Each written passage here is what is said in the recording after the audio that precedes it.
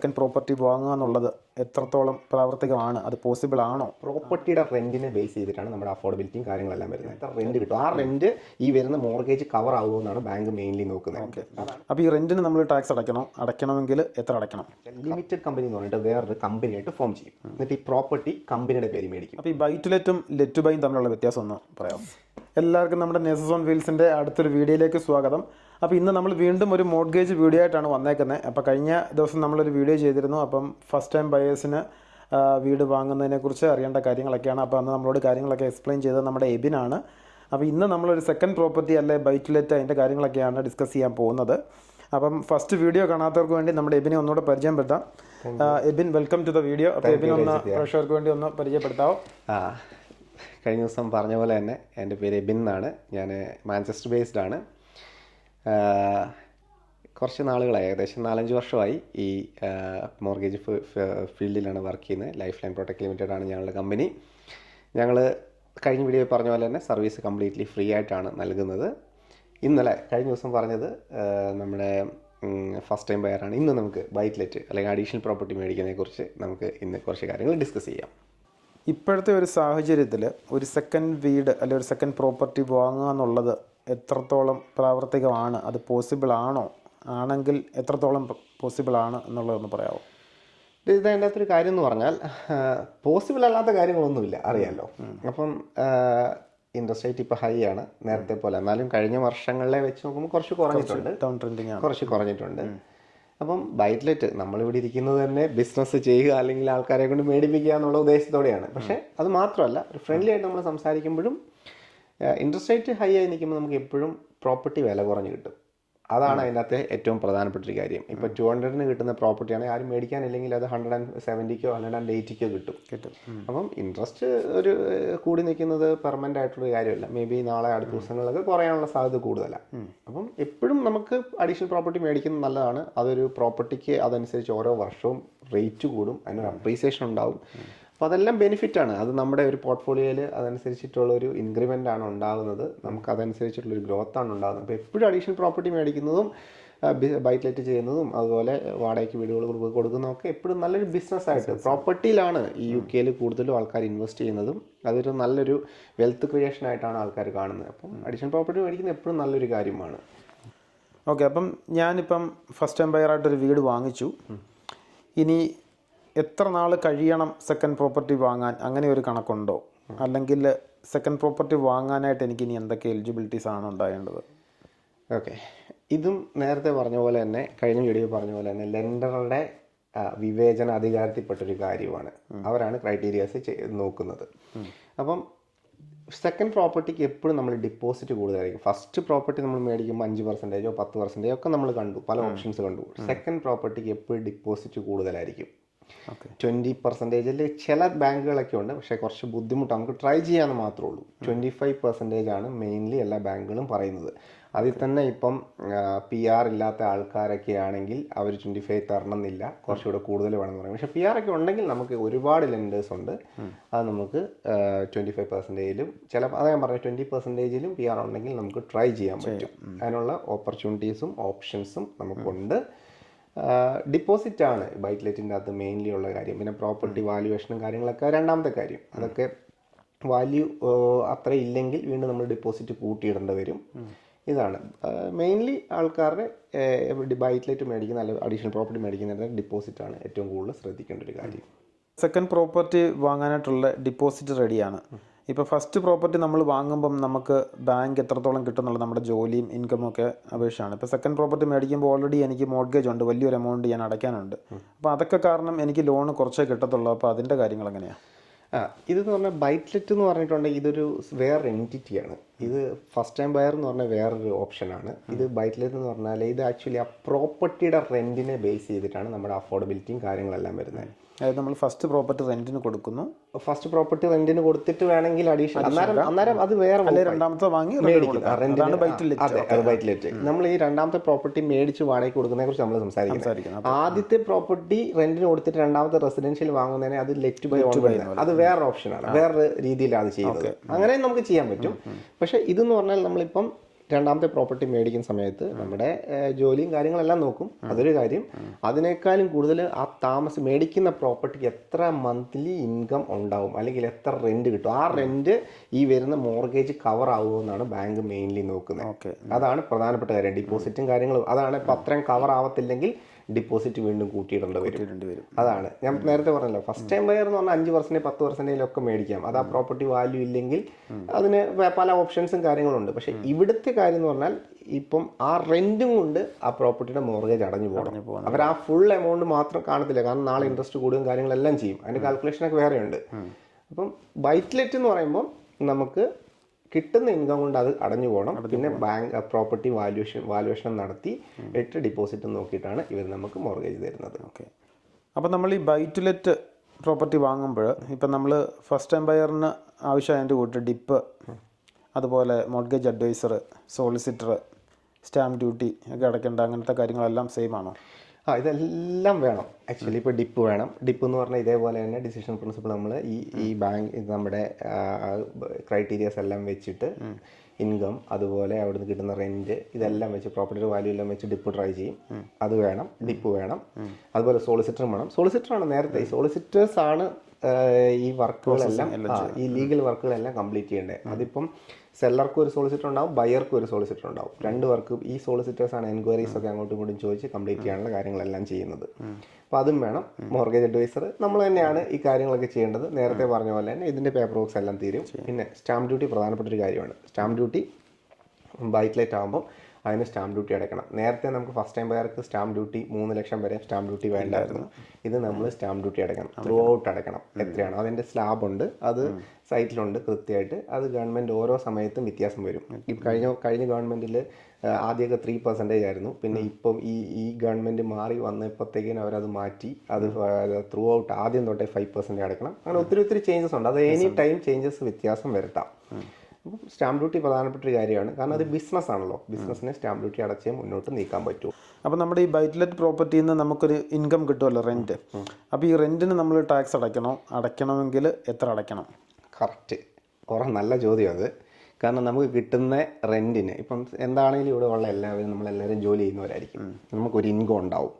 ബൈറ്റ്ലെറ്റിൽ നിന്ന് കിട്ടുന്ന റെന്റും കൂടെ നമ്മുടെ ഇൻകം ആയിട്ടാണ് ഒരു കണക്കാക്കുന്നത്. അപ്പോൾ നമുക്കൊരു 30,000 ആനുവൽ ഉണ്ട്. ഇപ്പോൾ ഒരു 10,000 പൗണ്ട് വെച്ചിട്ട് ബൈറ്റ്ലെറ്റിന് റെന്റ് ഉണ്ടെങ്കിൽ ഒരു മാസം 12,000 അഡീഷൻ, അപ്പോൾ 42,000 ആയി. നമ്മൾ എന്ത് ചെയ്തു, 20% സ്ലാബിലാണ് സ്റ്റില്. 50,000 കഴിയുമ്പോഴാണല്ലോ സ്ലാബ് മാറുള്ളൂ. അപ്പം നമ്മുടെ ഈ ടോട്ടൽ ഇൻകത്തിൻ്റെ 20% നമ്മൾ ഇത് അടക്കണം. പിന്നെ അതിനകത്ത് നമ്മൾ കുറേ എക്സ്പെൻസ് ഒക്കെ, ഈ ബൈറ്റ്ലെറ്റ് പ്രോപ്പർട്ടിയിലുള്ള കുറേ എക്സ്പെൻസുകളൊക്കെ ഉണ്ട്. ഇപ്പം നമ്മൾ ഇൻഷുറൻസുകൾ, പിന്നെ പക്ഷെ നേരത്തെ നമുക്ക് മോർഗേജും കൂടെ അതിൻ്റെ അത് കാണിക്കായിരുന്നു. ഇപ്പോൾ അതിൻ്റെ അകത്ത് കുറേ പ്രശ്നങ്ങളുണ്ട്. എന്നാലും കുറേ കാര്യങ്ങളൊക്കെ ചെയ്യാൻ പറ്റും. അങ്ങനെ കിട്ടുന്ന ഇൻകത്തിൻ്റെ ഫുൾ ടാക്സ് അടയ്ക്കണം എന്നാണ് ശരിക്കും റൂള്. പക്ഷേ നമുക്ക് അതിൻ്റെ അകത്ത് ഒരു ഓപ്ഷൻ, വേറൊരു കാര്യമുള്ളതെന്ന് വെച്ചാൽ, ഇങ്ങനെ ഈ കൂടുതൽ ഇപ്പോൾ 40,000 ഇപ്പോൾ 50,000 കൂടുതൽ ഇൻകം ഒക്കെ ഉള്ള ആളാണെങ്കിൽ 40% സ്ലാബ് മാറും. ശരിയല്ലേ? നമുക്കപ്പോൾ ഈ ബൈറ്റ്ലെറ്റിൻ്റെ ഇൻകം കൂടി ഉണ്ടെങ്കിൽ നമ്മളപ്പോൾ അതിനും കൂടെ ടാക്സ് അടയ്ക്കണം. അപ്പോൾ അതിന് എന്ത് ചെയ്യുമെന്ന് വെച്ചാൽ, ലിമിറ്റഡ് കമ്പനി എന്ന് പറഞ്ഞിട്ട് വേറൊരു കമ്പനിയായിട്ട് ഫോം ചെയ്യും. എന്നിട്ട് ഈ പ്രോപ്പർട്ടി കമ്പനിയുടെ പേര് മേടിക്കും. അപ്പം നമുക്ക് ഫുൾ മോർഗേജിൻ്റെ ഇൻട്രസ്റ്റ് അടക്കം നമുക്ക് എക്സ്പെൻസ് ക്ലെയിം ചെയ്യാൻ പറ്റും. പിന്നെ അതുപോലെ ബാക്കി കമ്പനികളുടെ ഇപ്പോൾ കമ്പനിക്ക് പല ചിലവുകളുണ്ടാവുമല്ലോ, ആ ചിലവുകളെല്ലാം അതിൻ്റെ അകത്ത് കാണിക്കാൻ പറ്റും. അപ്പോൾ പോയിട്ടുള്ള എമൗണ്ട് മാത്രം ലാസ്റ്റ് നമ്മൾ ടാക്സ് അടച്ചാൽ മതി. അത് ആ കമ്പനിയിൽ നിന്ന് നമ്മൾ ഫണ്ട് എടുക്കുമ്പോൾ. അപ്പോൾ അത് ഒരു ഓപ്ഷനാണ്, നല്ലൊരു ഓപ്ഷനാണ്. പല ആൾക്കാരും അക്കൗണ്ടൻ്റാണ് ഇത് ചെയ്യേണ്ടത്, അക്കൗണ്ടന്റിനെ കൊണ്ടാണ് ചെയ്യിപ്പിക്കേണ്ടത്. അപ്പം നല്ല ഓപ്ഷനാണ്. സാധാരണ നമ്മൾ ബൈറ്റ്ലെറ്റ് മേടിക്കുമ്പോൾ പേഴ്സണൽ നെയിമിൽ നമ്മുടെ മേടിക്കാം. അതേപോലെ തന്നെ ലിമിറ്റഡ് കമ്പനിയുടെ പേരിലും നമുക്ക് മേടിക്കാൻ പറ്റും. ഇപ്പോൾ ലിമിറ്റഡ് കമ്പനി ഞാൻ ചോദിച്ചോട്ടെ, ഇപ്പോൾ ഒരു ഫാമിലി സംബന്ധിച്ചിടത്തോളം ഇപ്പം ഒരാളുടെ പേരിലാണ് ലിമിറ്റഡ് കമ്പനി എങ്കിൽ അവർ പ്രോപ്പർട്ടി കമ്പനിയുടെ പേര് മേടിക്കുമ്പം 2 പേരുടെയും സാലറി കാണിക്കാൻ പറ്റുമോ? മീൻസ് നമ്മൾ മേടിക്കുമ്പോൾ നമുക്ക് മോർഗേജ് കിട്ടാൻ വേണ്ടി 2 പേരുടെ സാലറി സ്ലിപ്പ് വേണ്ട. അപ്പോൾ ഒരാളുടെ പേരിലാണ് ലിമിറ്റഡ് കമ്പനി ഫോം ചെയ്തെങ്കിൽ അവരുടെ മാത്രം ഡീറ്റെയിൽസ് കൊടുത്താൽ മതി. അപ്പോൾ അത്രയും ലോൺ സമയത്ത് അത് ലിമിറ്റഡ്. ബൈറ്റ്ലെറ്റ് എന്ന് പറയുമ്പോൾ ഞാൻ നേരത്തെ പറഞ്ഞല്ലോ വേറൊരു എൻറ്റിറ്റി ആണല്ലോ. അത് ആ സാലറി നമ്മൾ ഒരുപാട് ഇൻകം കാണിക്കണമെന്നില്ല. അപ്പൊ അത് ആ പ്രോപ്പർട്ടി ബേസ്ഡ് ചെയ്തിട്ടാണല്ലോ കാര്യങ്ങൾ വരുന്നത്. അപ്പം അതുകൊണ്ട് തന്നെ അപ്പൊ ലിമിറ്റഡ് കമ്പനിയിൽ ഇപ്പം ഒരാൾ ഡയറക്ടേഴ്സിനെ നമുക്ക് വെക്കാൻ പറ്റും. ഒരു ഡയറക്ടറോ 2 ഡയറക്ടറോ ഷെയർ ഹോൾഡറോ ഒക്കെ വെക്കാൻ പറ്റും. അപ്പം ആരാണോ ആ കമ്പനിയുടെ ഡയറക്ടർ അല്ലെങ്കിൽ ആ കമ്പനിയുടെ ഓതറൈസ്ഡ് പേഴ്സൺ അവരുടെ പേര് മാത്രം ചെയ്തത്. അപ്പോൾ 2 പേരാണെങ്കിൽ 2 പേരുടെ ഡീറ്റെയിൽസ് വെച്ചിട്ടാണ് നമ്മൾ ചെയ്യുന്നത്. ഒരാളാണെങ്കിൽ ഒരാളുടെ വെച്ച് ചെയ്യാം, കുഴപ്പമൊന്നുമില്ല. അപ്പം അത് നല്ലൊരു ഓപ്ഷനാണ്. കാരണം മറ്റേ പേഴ്സണൽ നെയിമിൽ മേടിക്കുന്നേക്കാളും ഇപ്പം കുറേ പ്രോപ്പർട്ടികളൊക്കെ മേടിക്കുന്നത് ഒരു പോർട്ട്ഫോളിയോ ഒക്കെ ക്രിയേറ്റ് ചെയ്യണം എന്നൊക്കെ ഉള്ള ആൾക്കാർ കുറേ മുന്നോട്ട് നീങ്ങുമ്പോൾ ഒത്തിരി വീടുകളൊക്കെ മേടിക്കണം എന്നുള്ള ആൾക്കാർക്ക് നല്ലതാണ് ലിമിറ്റഡ് കമ്പനി ഫോം ചെയ്തിട്ട് അതിൻ്റെ പേര്. ഇപ്പം നമ്മളിപ്പോൾ ഈ സോഷ്യൽ മീഡിയ ഒക്കെ എടുത്താൽ ഒരുപാട് വീഡിയോസ് കാണാം. എന്നാ ഈ പ്രോപ്പർട്ടിയുടെ മേളിൽ ഇൻവെസ്റ്റേഴ്സ് ഒരുപാട് ആൾക്കാരുണ്ട്, ഇംഗ്ലീഷുകാർ. അപ്പോൾ അവരൊക്കെ എപ്പോഴും സജസ്റ്റ് ചെയ്യുന്നതും കാര്യങ്ങൾ ചെയ്യുന്നതൊക്കെ ഇങ്ങനെ ഉള്ള കാര്യങ്ങൾ. അപ്പോൾ വീഡിയോസൊക്കെ കാണുമ്പോൾ നമുക്ക് ഒത്തിരി ഐഡിയകളൊക്കെ വെക്കുന്നതാണ്. എപ്പോഴും ബൈറ്റ്ലെറ്റ് മേടിക്കുമ്പം ഇപ്പോൾ 1-2 പ്രോപ്പർട്ടി മേടിച്ച് നിർത്താനുള്ളവരാണെങ്കിൽ കുഴപ്പമില്ല. അല്ലാത്ത ആൾക്കാർ എപ്പോഴും ലിമിറ്റഡ് കമ്പനിയുടെ പേരിൽ മേടിക്കുന്നത് നല്ല ഓപ്ഷനാണ്. ഓക്കെ, അപ്പോൾ നമ്മൾ ലിമിറ്റഡ് കമ്പനി എന്ന് പറഞ്ഞു. അപ്പോൾ ലിമിറ്റഡ് കമ്പനി എന്ന് പറയുമ്പോൾ എല്ലാവർക്കും എന്താണ് സംഭവം എന്ന് മനസ്സിലായിട്ടില്ല. അപ്പോൾ അത് ഒന്ന് കുറച്ചുകൂടെ ഒന്ന് വ്യക്തമാക്കി പറയാമോ? ലിമിറ്റഡ് കമ്പനി എന്ന് പറഞ്ഞാൽ ഞാൻ പറഞ്ഞു ഇപ്പോൾ നേരത്തെ പറഞ്ഞ പോലെ തന്നെ നമുക്ക് ജസ്റ്റ് ഒരു കമ്പനി ഹൗസിൽ കയറിയിട്ട് നമുക്ക് സ്വന്തം ക്രിയേറ്റ് ചെയ്യാനുള്ളതേ ഉള്ളൂ. ലിമിറ്റഡ് കമ്പനി സ്വന്തമായിട്ട് ജസ്റ്റ് കുറച്ച് ആപ്ലിക്കേഷൻസ് ഫോം ഉണ്ട്, അതെല്ലാം ഫില്ല് ചെയ്ത് കൊടുത്താൽ നമുക്ക് തന്നെ ക്രിയേറ്റ് ചെയ്യാനുള്ളതുള്ളൂ.